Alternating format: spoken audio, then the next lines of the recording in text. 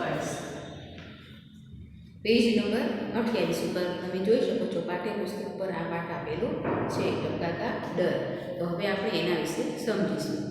इस कहानी में गरीबी और कष्ट से जूझती गुड़िया की कथा है. શું કીધું કે આ કહાની એટલે વાર્તા, આ વાર્તામાં ગરીબી અને મુશ્કેલીઓથી જૂझતી એક બુઢિયા એટલે કે વૃદ્ધ સ્ત્રીની કથા છે, એટલે વાર્તા છે. झोपड़ी का टपकता छप्पर उसे और भी संकट में डाल देता है. એટલે કે ઝોપડી એટલે કે ઝૂંપડીમાંથી ટપકતું જે છત છે, ટપકતી જે છત છે એને વધારે સંકટમાં મૂકી દે છે. वह मन ही मन जूझला रही कि मनमा ने मन में ही क्रोधित થઈ રહી હતી. बरसात से परेशान एक बाघ बुढ़िया की झोपड़ी के पास जाकर बैठ जाता है. कि વરસાદથી પરેશાન એક વાઘ છે એ બુઢિયાની એટલે કે વૃદ્ધ સ્ત્રીની ઝોપડી પાસે આવી જાય છે. बुढ़िया की बातें सुनकर अनजान भय से वह घबरा उठता है और भाग जाता है. પછી કે વૃદ્ધ સ્ત્રીની વાતો સાંભળીને આ જે વાઘ છે એ બીકના માર્યો ગભરાઈને ડરીને ભાગી જાય છે. હવે આપણે આ કહાની વિશે વિસ્તૃતમાં સમજીશું. વરસાદ કા दिन था કે વરસાદનો સમય હતો. શેનો સમય હતો કે વરસાદનો. ચારો ઓર પાણી બરસ रहा था એટલે કે ચારે બાજુ પાણી વરસી રહ્યું હતું. જંગલ में बुढ़िया का घर भीग रहा था કે જંગલમાં છે એ વૃદ્ધ સ્ત્રીનું ઘર છે એ पलड़ी गई हो. जल्दी ही बुढ़िया का घर टपकने लगा. એટલે કે જલ્દી વૃદ્ધ સ્ત્રીનું જે ઘર હતું એ ટપકવા લાગ્યું, એની અંદરથી પાણી ટપકવા લાગ્યું. બુઢિયા પરેશાન हो એટલે કે વૃદ્ધ સ્ત્રી જે છે એ પરેશાન થઈ ગઈ. તમારા ઘરે પણ વરસાદમાં ક્યારેક એવું થતું હોય કે પાણી પડતું હોય તો તમે પણ પરેશાન થઈ જાઓ છો, પરંતુ કરતી બી ક્યાં પણ કે એ કરે પણ શું કે એકલી જ હતી આખા ઘરમાં, અને કરે પણ શું છપ્પર કો છાયે કોણ એટલે કે આ જે છત છે એને ઢાંકવા પણ કોણ જાય વરસાદમાં. થોડી દેર મેં ઓલે બી પડને લગે એટલે થોડીક વારમાં ઓલે એટલે કે કરા આપણે જોઈશું. પરેશાન એટલે કે હેરાન, છપ્પર એટલે કે છત, ઓલે એટલે કરા એટલે કે બરફ. વરસાદમાં બરફ પણ પડતો હોય છે. જમ્મુ કાશ્મીર, શિમલા વગેરે જગ્યાઓમાં પણ આપણે જોશું કે બરફના કટકાઓ પડતા હોય છે, તો એને આપણે શું કહીશું? ઓલે.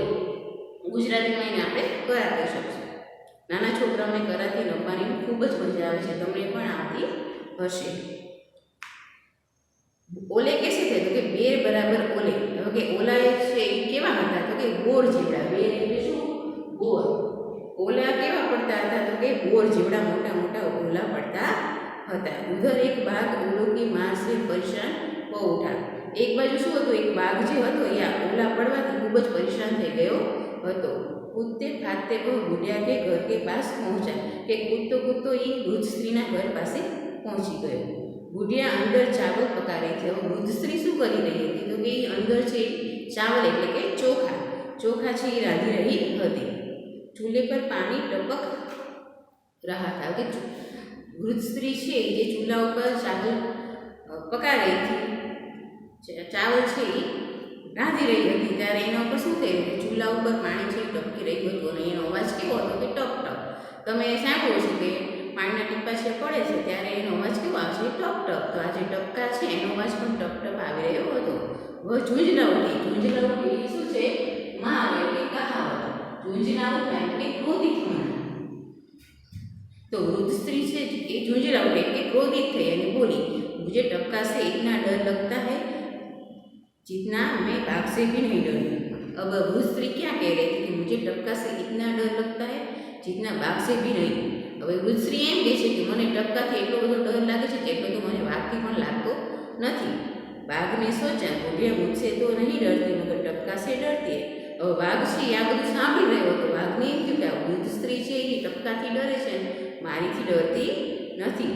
જરૂર ટપકા મુझसे भी बड़ा जानवर होगा. હવે વાઘે વિચાર્યું કે જરૂર આ ટપકા છે એ મારાથી પણ મોટું જાનવર એટલે પ્રાણી હશે, એટલે તે આ વૃદ્ધ સ્ત્રી છે એ ટપકાથી ડરે છે અને મારાથી ડરતી નથી. બસ इतना सोचते ही बाघ घबराया और सिर पर पैर रखकर भाग गया. આટલું જ વિચારીને વાઘ છે એ ડરી ગયો, ગભરાઈ ગયો અને સિર પર पैर रखकर भाग गया. सिर पर पैर रखकर भागना એટલે શું તો કે बहुत तेजी से भागना,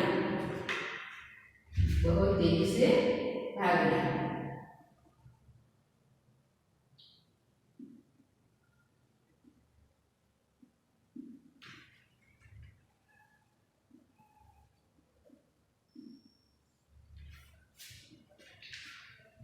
तो क्या हुआ, तो कि इतना सोचते कि बाघ परेशान होकर सिर पर पैर रखकर यानी कि तेजी से भाग गया। अब हम शब्दार्थ देखेंगे फिर से। परेशान यानी कि हैरान, छप्पर यानी कि छत, ओले यानी कि गुजराती में આપણે કહીશું ગરા, બે એટલે ગુજરાતીમાં है બોર, मुहावरे झुंझलाऊं यानी कि क्रोधित होना, सिर पर पैर रखकर भागना यानी कि बहुत तेजी से भागना। अब हम पेज नंबर 30 पर अभ्यास देखेंगे। प्रश्न नंबर 1, निम्नलिखित प्रश्नों के उत्तर दीजिए। पहला प्रश्न, तुम्हारे गांव में कैसे कैसे घर है? तो यह प्रश्न आपसे पूछ रहे हैं कि आपके गांव में कैसे कैसे घर है। तो यह प्रश्न आपको अपने रूप से लिखना है। तो हम लिख सकते हैं कि हमारे गांव में मिट्टी, सीमेंट, झोपड़ी वगैरह जैसे घर देखने को मिलते हैं। प्रश्न नंबर 2, तुम्हारा घर किन किन चीज़ों से बना है? अब आपसे पूछ रहे हैं कि आपका घर किन किन चीज़ों से बना हुआ है। तो आप लिख सकते हैं कि मेरा घर पत्थर, खपरेल, कंकर, सीमेंट आदि चीज़ों से बना हुआ है। प्रश्न नंबर 3, छप्पर किन किन चीज़ों से बनता है? छप्पर એટલે છત, છત છે એ શેનાથી બને છે? તમારું જે ઘર હોય એની ઉપરની છત છે એ શેનાથી બનેલી હોય છે? तो आप लिख सकते हैं कि छप्पर घास फूस, खपरेल, लकड़ी आदि चीज़ों से बनता है। पक्का घर होगा तो वो सीमेंट से बनेगा, झोपड़ी होगी तो उसका छत घास फूस से बनेगा, और गाँव का कोई घर होगा तो वो खपरेल, खपरेल એટલે નળિયું, તમે નળિયા જોયા હશે ગામડામાં, નળિયાવાળા घर જોવા મળે છે, तो कि खपरेल से बनता है। प्रश्न नंबर 4, बरसात के मौसम में क्या क्या होता है? तो आप देख सकते हैं कि जब बारिश का मौसम कि ચોમાસાની ઋતુ હોય ત્યારે શું થાય છે? तो कि बरसात के मौसम में बिजली चमकती है, बादल गरजते हैं, बारिश होती है, कई जगह पर ओले भी पड़ते हैं। ऐसा सब हमें बरसात के मौसम में देखने को मिलता है। प्रश्न नंबर 5, ओले पड़ने पर तुम लोग क्या करते हो? ओले એટલે કે કરા પડે છે ત્યારે તમે શું કરો છો એમ પૂછે છે। કે ओले पड़ने पर हम लोग ओले से खेलते हैं, उसे हाथ में पकड़ते हैं और खाते भी हैं, ऐसा आप लिख सकते हैं। प्रश्न नंबर 6, ओले पड़ने पर किस तरह का नुकसान होता है? तो कि ओले पड़ने पर कच्चे घरों की छत और फसल એટલે કે પાકને નુકસાન થાય છે। प्रश्न नंबर 7, तुमने कितने प्रकार के चूल्हे देखे? और તમને એ પૂછે તમે કેવા પ્રકારના ચૂલા જોયા છે? તો આપણે 3 પ્રકારના ચૂલા જોયા હોય છે, એટલે કે मिट्टी का चूल्हा, लोहे का और गैस का चूल्हा। मिट्टी का चूल्हा है मिट्टी से बना होता है, लोहे का चूल्हा लोहे से बना होता है, और गैस का चूल्हा हम सभी अपने घरों में देख सकते हैं। प्रश्न नंबर 8, जंगल में बाघ के अलावा और कौन से प्राणी रहते हैं? તમને એ પૂછે કે જંગલમાં બાઘના સિવાય બીજા કયા પ્રાણીઓ રહે છે? તો તમે લખી શકો કે જંગલ में बाघ के अलावा रीछ, सिंह, भालू, भालू, खरगोश, लोमड़ी आदि प्राणी रहते हैं। जिराफ ये सभी भी लिख सकते हैं। प्रश्न नंबर 9, बुढ़िया मन ही मन क्यों झुंझला रही थी? झुंझला रही थी यानी कि क्रोधित हो रही थी। तो कि चूल्हे पर पानी टपकने से बुढ़िया मन ही मन झुंझला रही थी, क्योंकि चावल अच्छे से नहीं बन सकते पानी टपकने से। प्रश्न नंबर 10, बाघ सिर पर पैर रखकर क्यों भाग गया? तो बुढ़िया ने कहा था कि मुझे टपका से उतना डर नहीं लगता, मुझे टपका से उतना डर लगता है जितना बाघ से नहीं लगता है। तो यह बाघ सुन रहा था, तो बाघ ने सोचा कि बुढ़िया को टपका से डर लगता है लेकिन मुझसे नहीं लगता, तो टपका जरूर कोई बड़ा जानवर होगा, यह सोचकर बाघ सिर पैर रखकर भाग गया। प्रश्न नंबर 2, जंगल में और क्या क्या भीग रहा होगा? तो जंगल में आप देख सकते हैं जंगल में कई सारे पेड़ होते हैं, वह पेड़ भीग रहे होंगे, कई सारे जानवर भी जंगल में होते हैं, वह भी भीग रहे होंगे। जंगल में कोई झोपड़ी भी होती है तो वह भी भीग रही होगी, यह सब आप सोच सकते कि यह सभी भीग रही होगी। लकड़ियाँ भी भीग रही होगी। अब हम देखेंगे स्वाध्याय। प्रश्न नंबर 1, निम्नलिखित प्रश्नों के उत्तर लिखिए। प्रश्न नंबर 1, बुढ़िया कहाँ रहती थी? तो आप लिख सकते हैं कि बुढ़िया जंगल में रहती थी। प्रश्न नंबर 2, बरसात में बुढ़िया के घर में क्या टपकने लगा? तो आप लिख सकते हैं कि बरसात में बुढ़िया के घर में पानी टपकने लगा। प्रश्न नंबर 3, ओलों की मार से परेशान होकर बाघ कहाँ आ गया? तो कि ओलों की मार से परेशान होकर बाघ बुढ़िया के घर आ गया। प्रश्न नंबर 4, पानी टपकने की आवाज़ कैसे होती है? तो आप सभी ने सुनी होगी पानी टपकने की आवाज़ टप टप होती है। प्रश्न नंबर 5, बुढ़िया को सबसे ज़्यादा डर किससे लगता था? तो बुढ़िया को सबसे ज़्यादा डर टपका से लगता था। प्रश्न नंबर 6, बुढ़िया की बात सुनकर बाघ ने क्या किया? तो कि बुढ़िया की बात सुनकर बाघ सिर पैर रखकर भाग गया। प्रश्न नंबर 2, निम्नलिखित में से प्रत्येक के बारे में 5-7 वाक्य लिखिए। और प्रश्न नंबर 2 आपको अपनी नोटबुक में खुद ही लिखना है। प्रश्न नंबर 1 में क्या है, मोर, बाघ और तोता के बारे में आपको 5-5 वाक्य लिखने हैं। तो आप मोर के बारे में लिख सकते हैं कि मोर हमारा राष्ट्रीय पक्षी है। मोर के 2 पैर होते हैं, मोर की सीट पर कलगी होती है, मोर वर्षा की ऋतु में नाचता है, मोर को नाचना बहुत पसंद है, ऐसा मोर के रंग बिरंगी पीछ होते हैं, ऐसा आप सब लिख सकते हैं। अब बाघ के बारे में भी ऐसा लिख सकते हैं और तोता के बारे में आप सभी को अपनी नोटबुक में लिखना है। प्रश्न नंबर 3, नीचे दिए चित्र का वर्णन 10 वाक्यों में लिखिए। अब आप देख सकते हैं कि पेज नंबर 31 पर તમને એક ચિત્ર આપેલું છે, એના વિશે તમારે વર્ણન કરવાનું છે। તો તમે જોઈ શકો આ ચિત્ર શેનું છે, તો કે આ મેળાનું ચિત્ર, પણ તમારે આ વાક્યો છે હિન્દીમાં લખવાનું। तो आप लिख सकते हैं यह मेले का चित्र है। आप सब देख सकते हैं मेले में आपको क्या दिख रहा है, तो मेले में हमें तरह तरह की दुकानें दिख रही है।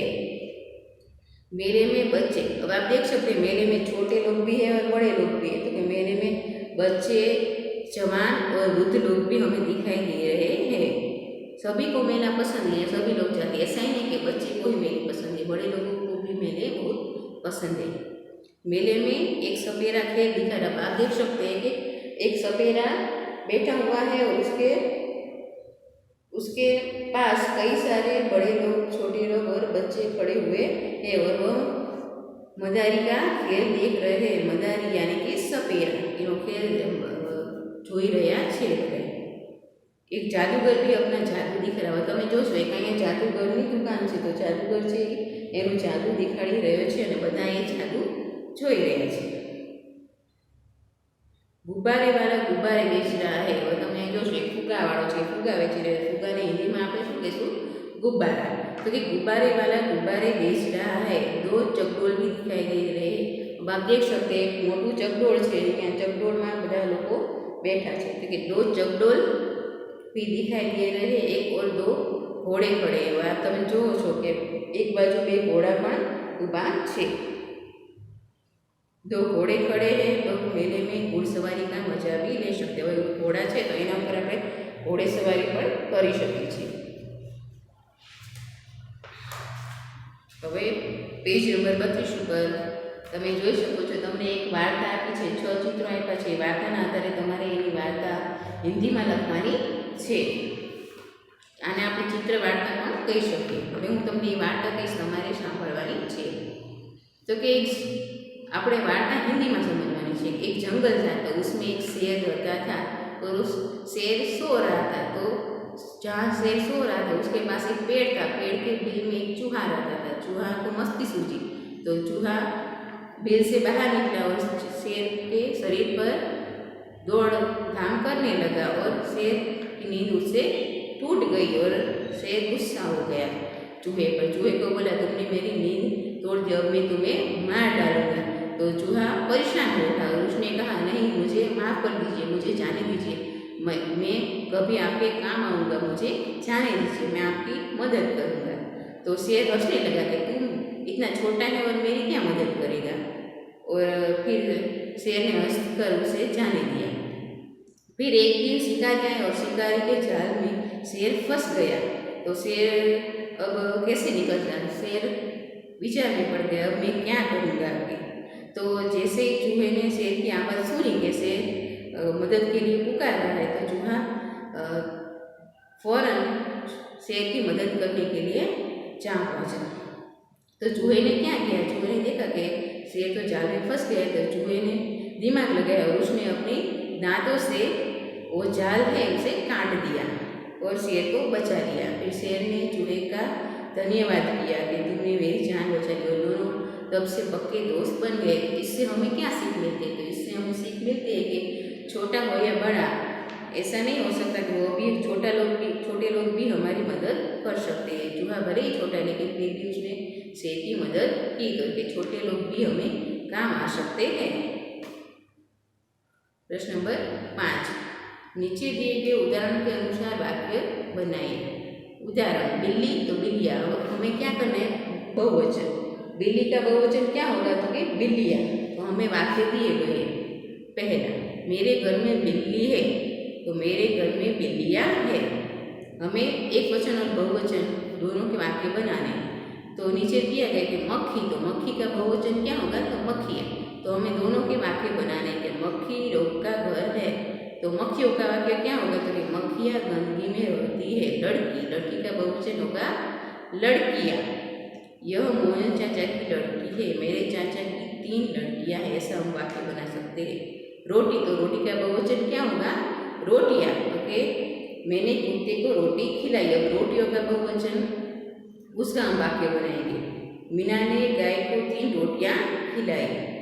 इसके नीचे का चूड़ी, चूड़ी का बहुवचन क्या होगा, चूड़ियाँ। एक चूड़ी होगी तो हम बोलेंगे चूड़ी, और एक से ज़्यादा होगी तो बोलेंगे चूड़ियाँ। अरुणा एक ही चूड़ी पहनती है।